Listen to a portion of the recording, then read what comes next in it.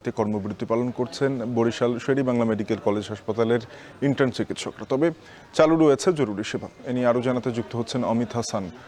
অমিত, জানাবেন যে ইন্টার্ন চিকিৎসকদের কর্মবিরতিতে স্বাস্থ্যসেবায় কি ধরনের প্রভাব পড়ছে, ধর্মঘট প্রত্যাহারের কোনো উদ্যোগ নেওয়া হয়েছে কিনা?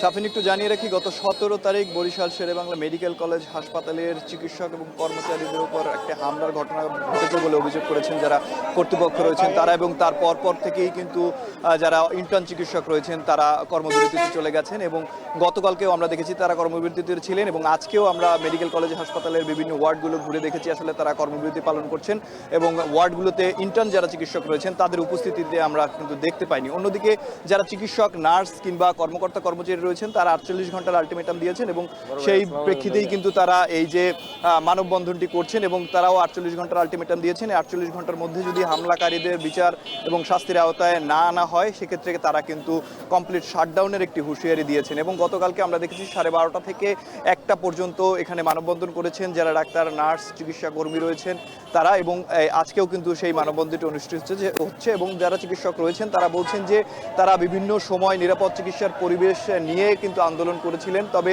কিছুদিন আগেও কিন্তু তাদের উপর আবার হামলার ঘটনা ঘটেছে, যার কারণে তারা নিরাপত্তাহীনতায় ভুগছেন। এবং তারা বলছেন যতক্ষণ পর্যন্ত নিরাপদ কর্মস্থল নিশ্চিত করা না হবে ততক্ষণ পর্যন্ত তাদের এই যে আন্দোলন সেটি কিন্তু চলমান থাকবেন। একই সাথে তারা বলছেন যে তাদের যে আন্দোলনটি রয়েছে সেটি আসলে অবিলম্বে নিশ্চিত করতে হবে, না হয় তারা আসলে কর্মস্থলে ফিরবেন না। এবং তারা আরও জানিয়েছেন যে 48 ঘন্টার মধ্যে তাদের এই যে সেবা সেটি যদি নিশ্চিত করা না হয় তাহলে কিন্তু তারা কমপ্লিট শাটডাউনে যাবেন বলে হুঁশিয়ারি দিয়েছেন। এবং তারই প্রেক্ষিতে আজকে কিন্তু ডাক্তার, নার্স, চিকিৎসক যারা রয়েছেন তারা কিন্তু এই মানববন্ধন করছেন, এবং যারা ইন্টার্ন চিকিৎসক রয়েছেন তারাও কিছুক্ষণ পরে আসলে তাদের পরবর্তী যে কর্মসূচি সেটিও ঘোষণা করবেন বলে আমাদেরকে জানিয়েছেন। তো বরিশাল থেকে এই ছিল আমার কাছে সর্বশেষ। শাফিন।